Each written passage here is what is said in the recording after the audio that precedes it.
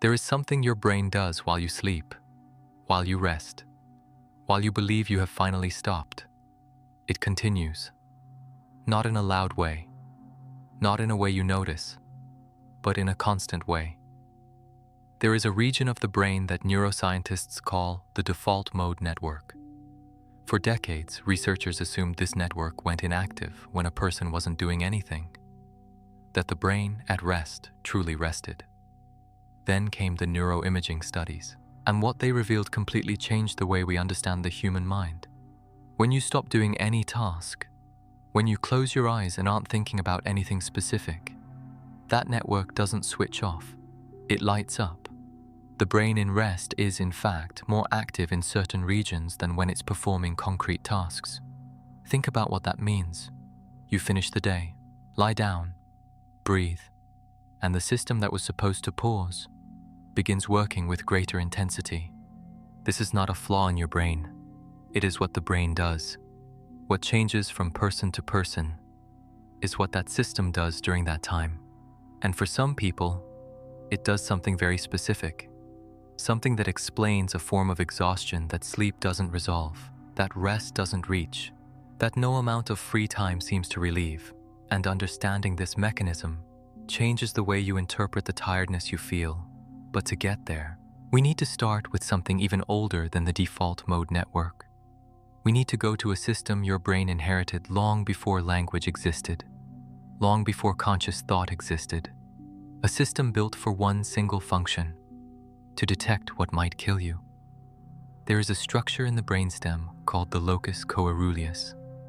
It is one of the most primitive centers of the nervous system, responsible for producing norepinephrine, and for something very specific called the orienting response. The orienting response is automatic. It happens before the decision, before consciousness. When something changes in the environment, a sound, a movement, a shift in light, the locus coeruleus fires. Attention shifts immediately toward the stimulus. The body enters a state of evaluation. This mechanism has existed for millions of years. It saved countless lives, because detecting a threat before identifying it consciously can mean the difference between surviving or not. But here is the detail no one tells you. This system was not designed for environments where stimuli never stop. It was designed for savannas, for forests, for contexts where there were long periods of silence, interrupted by specific events that required immediate attention. And today, the environment never stops. The notifications don't stop. The conversations don't stop. The demands don't stop. The thoughts don't stop. And the locus coeruleus keeps doing what it has always done, only now, without interval, without pause. Without the silence, the system needs to recalibrate. This creates something researchers call vigilance fatigue. It is not the tiredness of having done too much. It is the tiredness of having stayed alert for too long. These are completely different things. And confusing the two is the reason most people rest in the wrong way. They sleep enough, they take time off, they go on vacation, and they return just as exhausted, because the problem was not the body that needed to stop moving. It was the system that never stopped watching. Now let a question stay open for a moment. If the system that watches never fully stops, what is the real cost of that to the organism over time? And why do some people seem to carry that cost far more intensely than others? That is what we begin to answer now. There is a fascinating hypothesis in the neuroscience of sleep called the sentinel hypothesis. It proposes that throughout human evolution, when groups slept together for protection, not all members of the group entered deep sleep simultaneously. There was always someone in a state of partial wakefulness, a sentinel, monitoring the environment, ready to alert the group in the face of any threat. And what researchers discovered is unsettling in exactly the right way. Some people, even alone, even in safe environments, continue operating with a part of the system in sentinel mode. The hemisphere of the brain that monitors the environment remains at a higher level of activity, even during sleep, even during rest, even when there is nothing to watch. This is not insomnia in the clinical sense. It is something more subtle. It is the system that never received permission to fully switch off. And this state has a name you will recognize when you hear it: It is the state of never being completely off, always with a portion of attention available, always with a minimum level of active monitoring, as if switching off completely were dangerous, as if the sentinel could not leave its post, even when the danger has already passed, even when there was never any real danger. And the accumulated cost of that state is exactly the kind of exhaustion you feel but cannot explain. It is not work tiredness. It is not physical tiredness. It is the tiredness of a system that never stopped paying attention. And here is something that changes the way of understanding all of this. This system is not broken. It is functioning exactly as it was designed to function. The problem is not the system. It is the context in which it is operating. A system built for environments with natural pauses, operating in an environment that offers none, and the result of that goes far beyond the tiredness you feel at the end of the day. It goes beyond the difficulty of sleeping, beyond the feeling of never truly being able to rest. Something is happening at the biochemical level, at the level of brain structure, at the level of what it means for the system to maintain continuous vigilance for months, for years. Understand this. When the vigilance system stays active for an extended period, something begins to happen at the biochemical level. Something most people never associate with the tiredness they feel. The locus coeruleus, that primitive structure in the brainstem, does not produce norepinephrine without limit. It has a metabolic cost, and when that system is activated repeatedly, without adequate periods of recovery, the production begins to change. The receptors begin to adjust. The system begins to compensate. This creates an effect that can seem paradoxical. The longer the system spends in a state of vigilance, the greater the difficulty of entering states of deep rest. And at the same time, the greater the sensation of exhaustion, as if the system were simultaneously overloaded and incapable of resting, too alert to recover, too tired to function well. This is the paradox of vigilance fatigue, and it has one very specific characteristic that distinguishes it from other kinds of tiredness. It does not improve simply with more rest time, because the system that needs recovery is the same system that prevents deep rest. It is a cycle, not a straight line of cause and effect. Now think about what this means in everyday life. You feel like you are always tired. You try to sleep more. You try to rest more, but the quality of rest does not improve.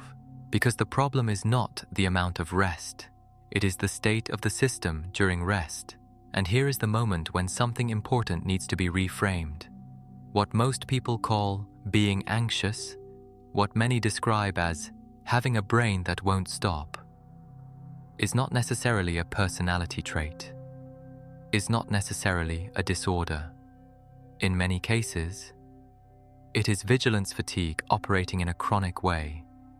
It is a system that learned to monitor continuously, and that lost access to its natural mechanisms for pausing. This completely changes the conversation, because we are not talking about something you are. We are talking about something the system learned to do, and learnings of the nervous system, unlike personality traits, can reorganize. But there is more happening here, because the default mode network we mentioned at the beginning is not only active during rest, it is processing something very specific. And for some people, with the system in a state of chronic vigilance, that processing takes a very particular direction.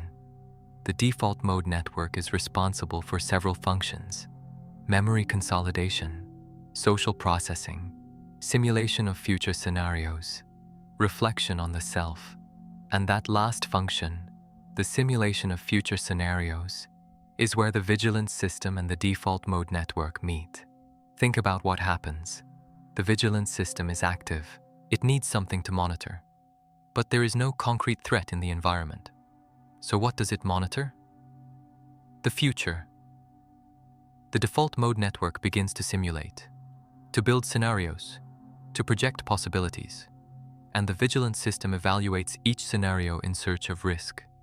This creates something many will recognize immediately: a mind that, at rest, begins to revisit conversations, to anticipate problems that may never happen, to build versions of the future that carry tension, not because the person chose to think about that, but because the system is doing what it was conditioned to do: watch, even when there is nothing concrete to watch.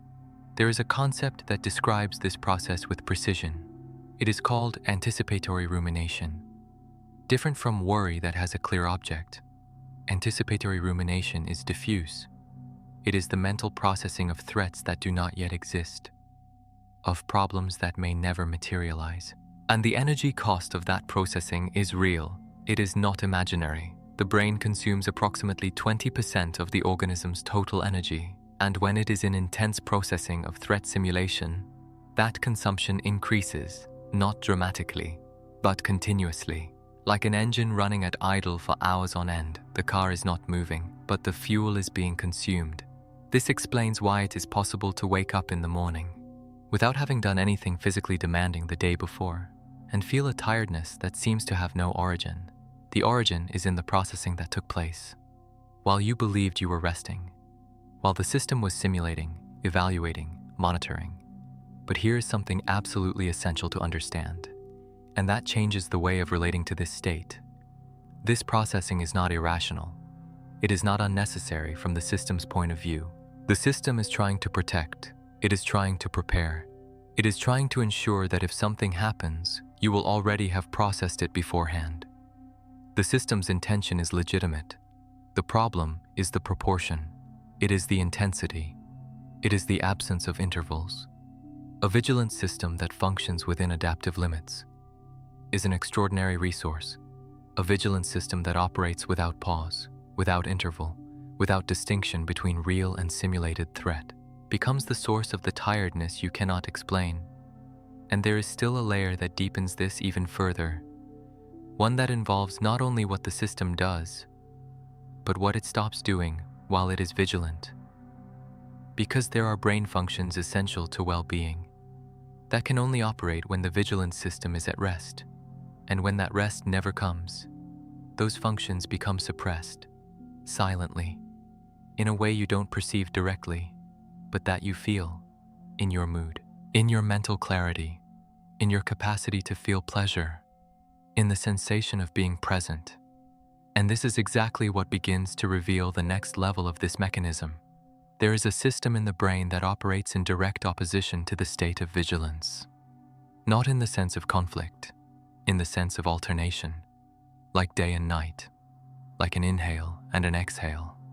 This system involves circuits that regulate what neuroscientists call reward processing. The capacity to feel that something is worthwhile, the sensation of positive anticipation, the pleasure of being present in an experience. And here is the detail that connects everything. When the vigilant system is chronically active, these circuits of reward and presence become suppressed, not completely deactivated, but operating with fewer resources, with less intensity, as if the brain were directing its available energy toward one priority. And the priority, when there is vigilance, is always the threat, not pleasure, not presence, not connection. This explains something many people feel but rarely name: the sensation of doing something enjoyable and not being able to fully appreciate it, of being with people you care about, and feeling that a part of you is somewhere else, of watching something, reading something, listening to something, and realizing your attention was not really there. It is not ingratitude. It is not indifference. It is the vigilant system consuming the resources that would have been directed toward presence. There is a technical term for part of this phenomenon. It is called mild anhedonia, not in the severe clinical sense, but in the sense of a subtle reduction in the intensity with which positive experiences are lived. A kind of film between you and what is happening, like watching life from behind slightly fogged glass. Everything is there, but something is missing. And that something is the presence the vigilant system quietly consumes.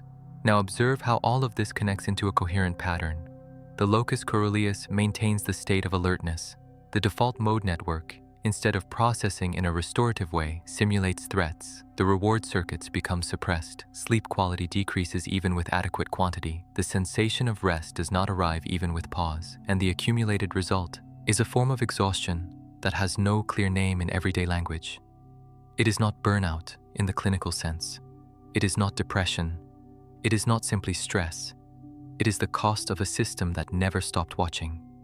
But there is something even more revealing in this pattern.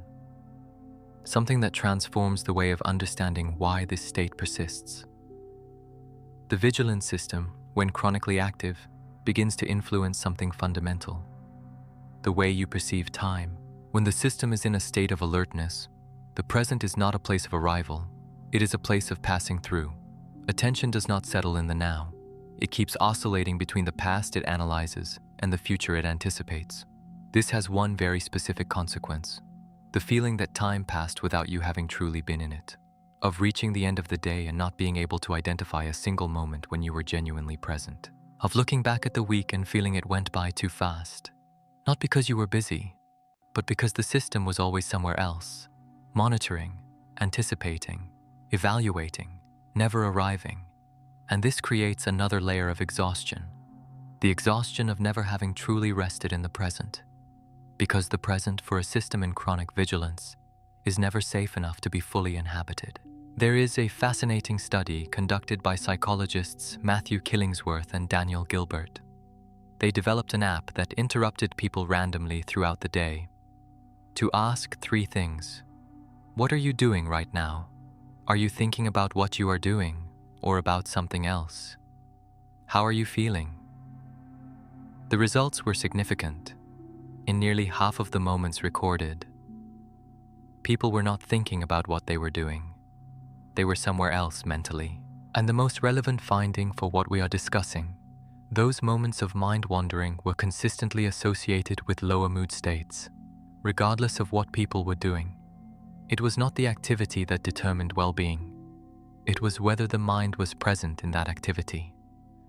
This does not mean that thinking about the future or the past is always harmful. It means that when the vigilance system directs that process toward threats, the cost is real, it is measurable, and it is cumulative. Now comes something that transforms the way of relating to this state, a distinction that is not only conceptual, it is practical in the deepest sense of the word.